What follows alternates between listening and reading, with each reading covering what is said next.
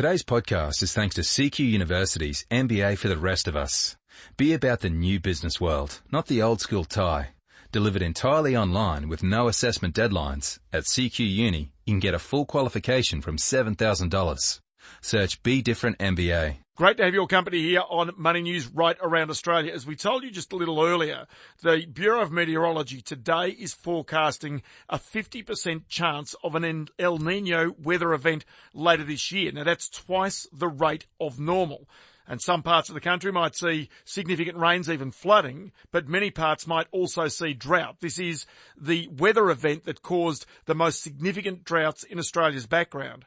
Well, a man who knows about that, who has lived it firsthand himself and represents people who themselves are still living through it now, is Senator Barry O'Sullivan, who is the Queensland Liberal National Senator. Now, also Barry O'Sullivan is absolutely key in regards to the Royal Commission because he's one of the senators who pushed the government into a position where it needed to announce the Royal Commission. And then, if you consider what took place even in the past week in the Royal Commission, the sort of behaviour of banks towards farmers, pushing many of those farmers, tragic stories, off their lands, the sort of mental pressures that they had gone through, the family pressures they had gone through, then you really understand that Barry O'Sullivan is a key man to speak with right now. Many thanks for your time, Barry, as always. Thank you, Ross. Okay, in regards to the Bureau of Meteorology and this potential weather event, as I say, a 50% chance, so it's not absolutely certain, but they've said twice the expectation of normal. This would be a real worry for many people in northern New South Wales, Queensland, who have still got very, very dry conditions. Look, it is going to take what is already a very extended tragedy is the word now. I mean, it really... that word is a fit for this. This will change the face of rural production, particularly around beef and sheep, if this happens. I mean, these people are struggling. I've just done 2 big tours through the west, all the way out to Boulia and back through, and talked to many, many producers. Some of them haven't had rain from the sky for, nearly 4 years. I mean, they're surviving on some of the flood throughput that we get in the Channel country that's come down from rains in the north.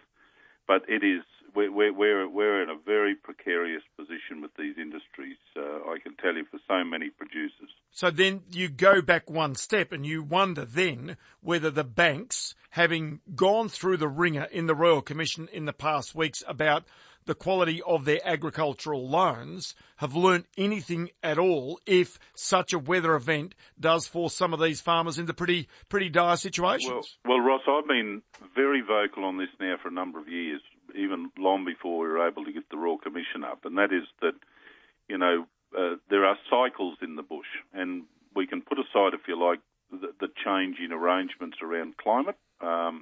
We don't want to get caught up in that argument within this argument because it's been well known for many, many decades, as long as we've been able to keep records that these events occur. So, if you look at, for example, a cycle in the bush, you're looking at 10 to 12 years. And in that, you're going to have a couple of decent years. You're going to have 2 or 3 very bad years, and you're going to have this lump in the middle, which is the transition from good to bad and back to good again. Now, what's happened is many of the products that the banks have put out there, right on the day dot, the day the people signed those particular loan agreements, there were conditions or covenants in there that the banks knew that these people were going to fail. They knew it on that day, and if they didn't know it, they ought to have known it. I said in the Parliament the other day, they should have read a couple of Henry Lawson and poems, and they'd have known just about these conditions in the bush. It's interesting. You also said the other day that many of the bankers who go out to try and value these farms or put contracts before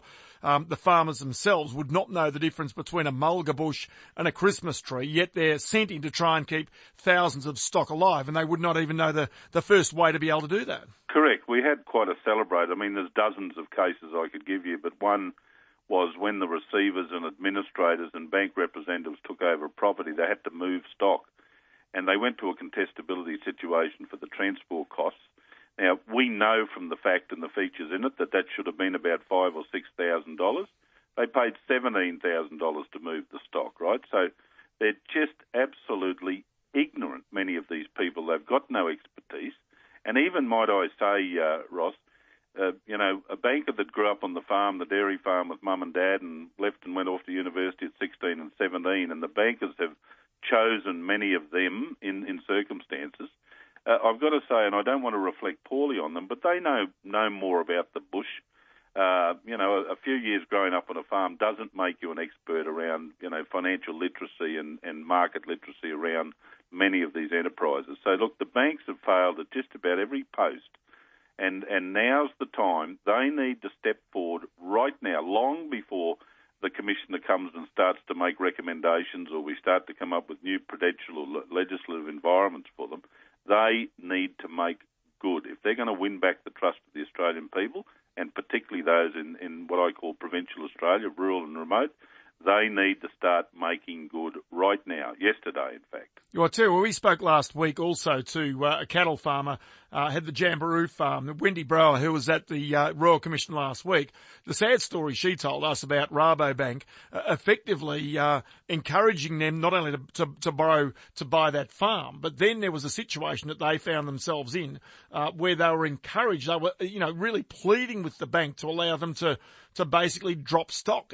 But the bank said, no, you can't drop the stock because it's under the book value. And they're saying, but if you don't drop the stock now, we haven't got the feed to feed these stock. The stock is we're going to have to shoot the stock. Eventually, I think it was that they had to shoot 2,500 stock. Yeah. And I think in that case, the stock was worthless to them. And I mean, it was a just terrible, terrible situation as to how.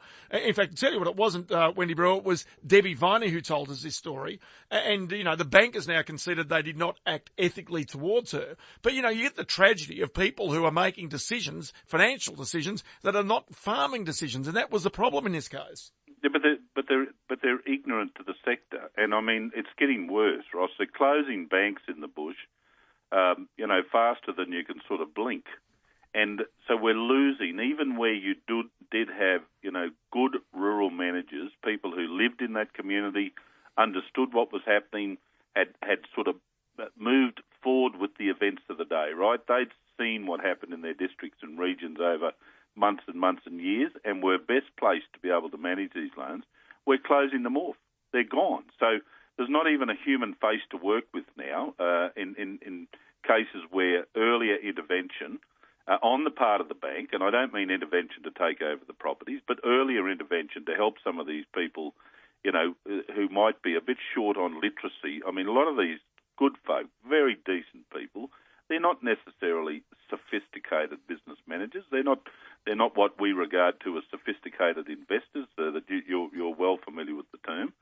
And I think there's been a duty of care that the banks have failed to help them manage the circumstances, giving them much more notice to be able to go ahead. In fact, instead of giving them advice that would help them to become more resilient about what's obviously coming their way over the next 12, 24, 36 months, they've gone ahead and loaned them more money, put them deeper into their problem, taken them, they've invested in other property, trying to consolidate, bigger holdings in the same district. I mean, it's not as if it's going to rain next door if it's not raining on your place. No, it's so true. Just one thing, are the Greens right? Does this Royal Commission need an extended period? Well, I've got to tell you, every time the Greens speak and say something in favour of farmers, I break out in a cold sweat because they're not known for this. But look, my view about this is very simple. The Commissioner has proven himself to be first class. There's the first thing.